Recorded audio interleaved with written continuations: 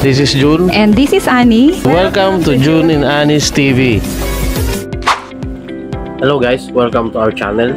So our topic for today ay kung totoo bang binabawasan ng YouTube ang ating mga watch hours. Usapan po natin ngayon ay kung talaga bang nababawasan ang ating watch hour. So keep on watching. At the end of this video, i-discuss po natin yan lahat. So lahat po yan ay pag-uusapan natin. The question is, totoo nga bang nababawasan ng ating watch hour?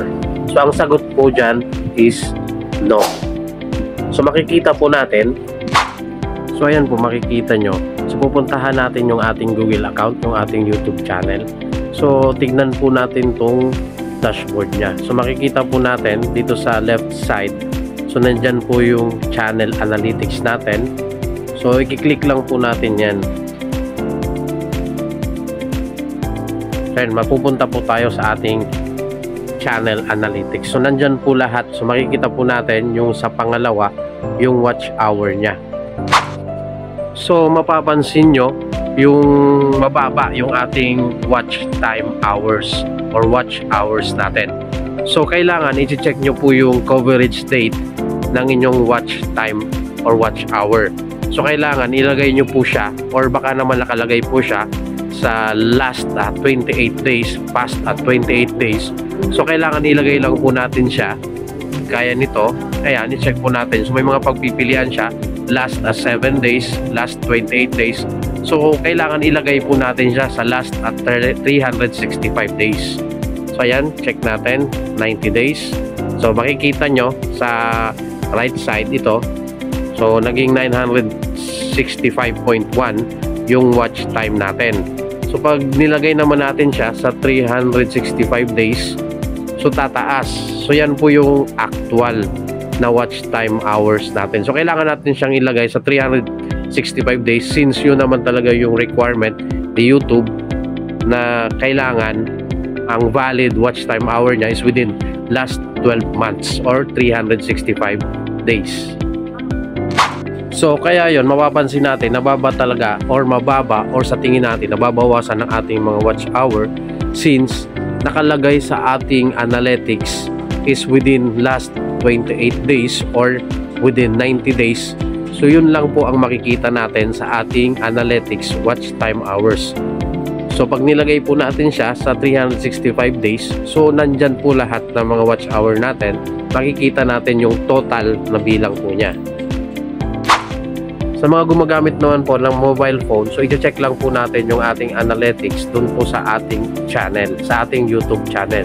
So i-click lang po natin yan, tapos pupunta po tayo dito sa YouTube Studio. So makikita po natin agad dyan yung ating watch time hour dito po sa right side. So ito po, i-check po natin yan. So makikita po natin dyan yung watch hour natin. Yan, 345. So ayan po, makikita nyo po sa taas, nandyan po yung last 7 days, 28 days, 90 days, and 365 days. So ang gagawin lang po natin is i-change po natin siya within 365 days. Para ayan po, makikita nyo, lalabas po dyan yung total watch time hour natin. So ganun lang po yan dito sa ating mobile phone. Compare dun po sa ating Google Chrome or sa mga gumagamit po ng laptop or desktop. So yan po, ganun po yan. So yun nga ang tanong natin palagi, kung talaga bang totoong nababawasan ng ating YouTube watch hour. So yun po ay hindi. Kasi yung mga nakuha natin watch hour, sa atin po yun. Hindi yun kukunin ni YouTube unless nakuha po natin yun gaya ng mga invalid ways na pagkuha ng watch hour, or kapag nag-delete tayo ng ating mga video or naka-unlisted or private yung ating video, dun po mababago yung bilang o yung total ng ating watch hour. Or pwede naman po na mali yung time frame na tinitignan natin, kaya konti yung watch hour na nakikita natin. Gaya ng diniscuss ko kanina, halimbawa yung tinignan natin yung time frame within last 28 days. So ipapakita ni YouTube sa ating analytics yung watch hour within 28 days lang naman. So yung mga nag-check naman sa ating mga monetization page, so iba po yung nakikita natin na bilang ng watch hour compare doon sa ating mga analytics. So ang sagot po dyan is medyo nadidelay po ng 48 hours yung sa mga monetization page compare sa ating analytics. So pag nagkaroon po tayo ng watch hour, so bibilang po tayo niyang within 24 hours or 48 hours bago po yan mailagay sa ating mga monetization page. So sa ating mga analytics, on time po yan. Nandyan agad yung ating watch hour, yung bilang or total ng ating watch hour, halimbawa kahapon. So nandun po yun agad. Pero dun po sa ating monetization page, maghihintay po tayo within 48 hours. Kasi yung time zone na sinusunod po natin dito is US time zone po tayo. Yung watch hour na nakuha natin kahapon, mailalagay po yan kinabukasan. So mag-a-appear po yan kinabukasan. That's it. Kung sa tingin nyo nakatulong ang aking video, paki-subscribe and like na lang po sa aking channel.